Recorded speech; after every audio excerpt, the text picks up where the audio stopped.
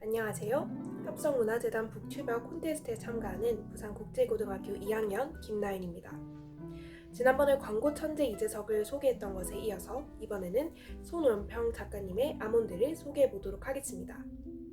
아몬드는 손원평 작가님의 첫 장편 소설로 제10회 창비 청소년 문학상을 수상하였습니다. 저 또한 중학교 때 독서 토론 캠프에서 이 책을 주제로 다양한 학교에서 온 친구들과 토론을 해본 경험도 있습니다. 공모전 준비를 위해 거의 2년 만에 이 책을 읽어보았는데요. 그때와 또 다른 깨달음과 울림을 주었습니다.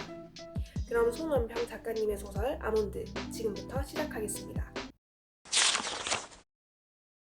아몬드의 주인공은 윤재입니다. 윤재는 여대생이었던 엄마와 아빠의 사랑의 결실로 윤재의 아빠는 불의의 사고로 윤재가 어렸을 때 세상을 떠나고 윤재의 엄마 혼자서 윤재를 키웁니다. 그러나 윤재는 어렸을 때부터 남들과 달랐습니다. 뇌의 편도체가 유난히 작아 감정을 느끼지 못했던 것이죠. 윤재를 혼자 감당할 수 없었던 엄마는 7년 만에 외할머니에게 연락을 취하게 되고 이 셋은 함께 살게 됩니다. 엄마는 윤재에게 감정을 가르치기 위해 온갖 노력을 합니다. 편도체와 생김새가 닮은 아몬드를 매끼 먹이고 각 상황에 맞는 감정과 그 대처법을 윤재에게 꾸역꾸역 가르쳐줍니다. 할머니는 윤재를 예쁜 괴물이라고 부르며 사랑으로 보살펴주시죠. 우여곡절이 많았지만 이 셋은 마을의 작은 헌책방을 차리고 서로를 의지하며 꿋꿋이 살아남고 있었습니다. 어느 한 크리스마스 이브 전날까지 말이죠. 그날은 윤재의 생일이었습니다. 셋은 외식을 하러 나갔죠.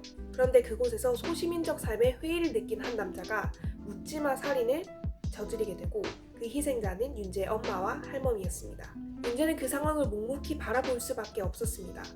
엄마는 식물인간이 되었고 할머니는 세상을 떠났습니다.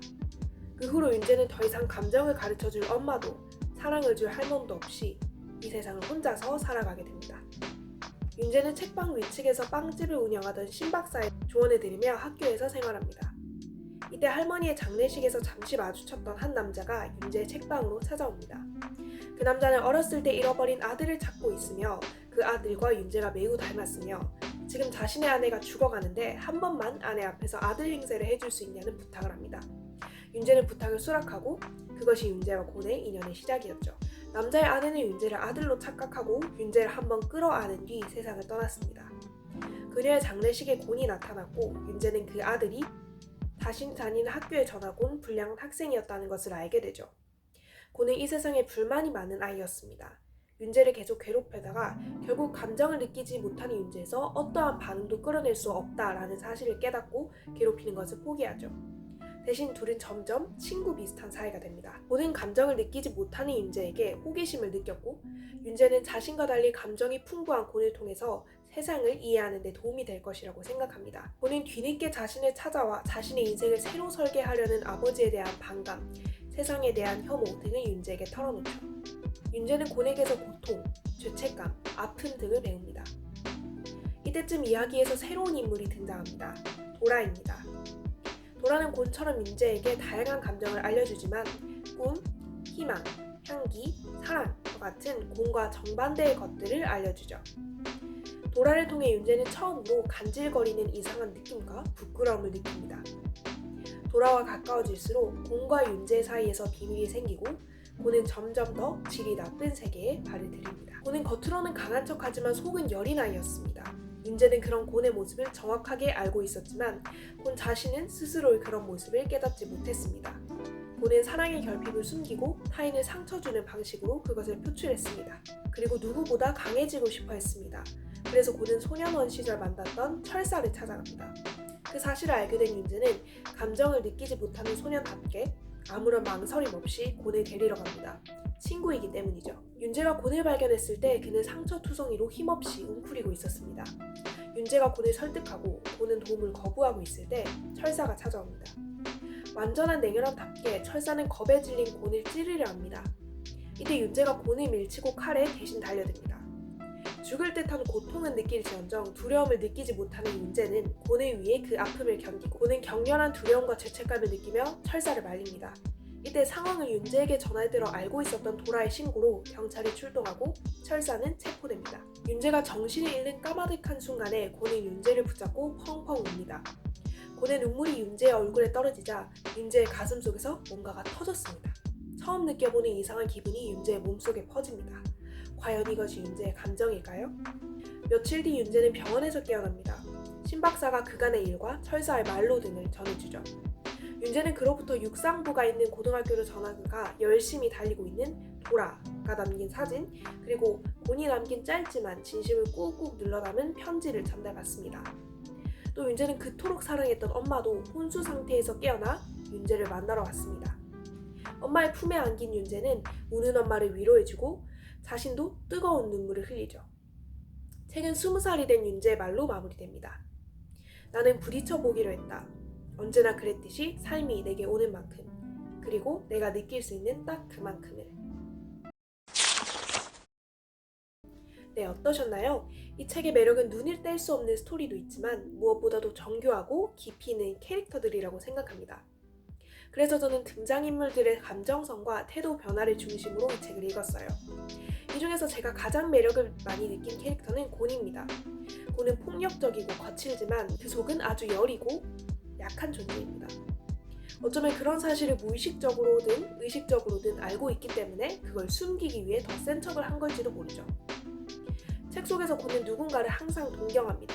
두려움을 느끼지 못하는 윤재를 동경하고 아무것도 두려워하지 않는 철사처럼 강해지고 싶어 하기도 하죠. 그 속에는 세상과 부모의 사랑을 받지 못한 채 혼자 내던져져서 살아남기 위해 어쩔 수 없이 강해져야 했던 곤의 아픔이 있습니다.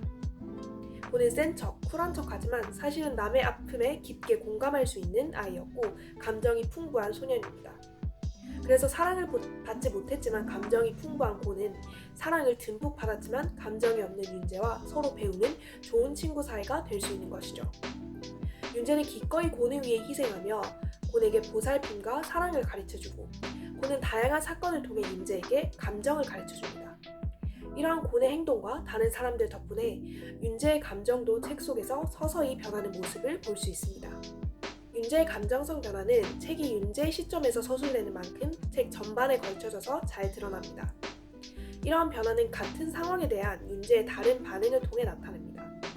처음 신박사와 만났을 때 식물인간인 엄마에게 이야기를 해보라는 신박사의 말에 윤재는 그럴 필요 없다고 답합니다. 그러나 시간이 지나 도라와 함께 엄마를 찾아갔을 때 도라의 말을 듣고 엄마에게 자신의 일들을 이야기한 윤재는 그것이 의미 없는 일이 아니라고 느낍니다. 또 자신에게 감정을 가르치는 엄마의 사랑을 주지도 받지도 않는 편이 좋다라고 생각했던 윤재는 단지 친구라는 이유만으로 곤을 위해 위험에 뛰어들 줄 아는 타인을 사랑할 수 있는 존재가 되었습니다. 이러한 감정 변화는 다음 구절들에서 잘 나타납니다.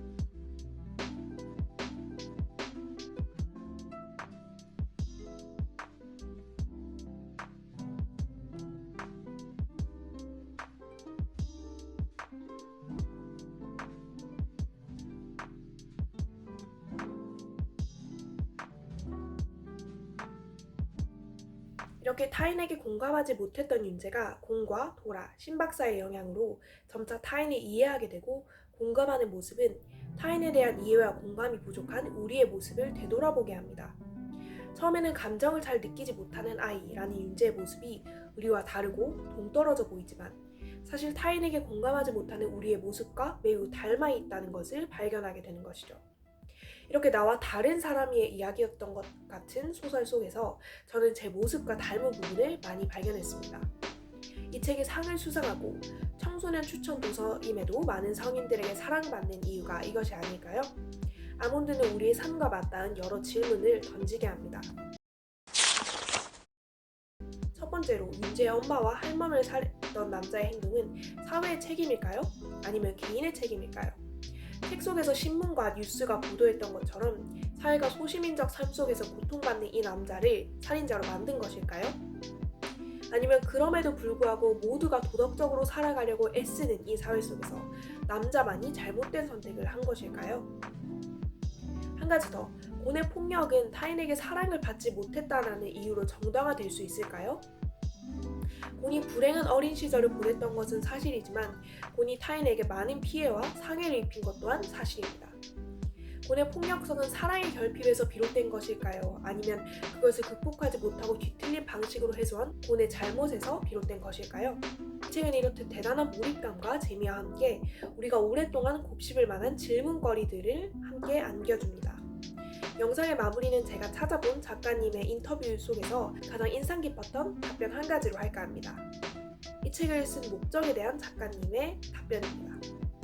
저는 독자들에게 주변 사람들에게 공감하십시오 라고 도덕적으로 이야기하고 싶지는 않아요. 다만 어떤 사람이나 사건을 바라볼 때 먼저 판단하고 단정 짓지는 않았으면 좋겠어요. 이상 손원평 작가님의 아몬드 책 소개를 마치도록 하겠습니다. 그동안 들어주셔서 감사합니다.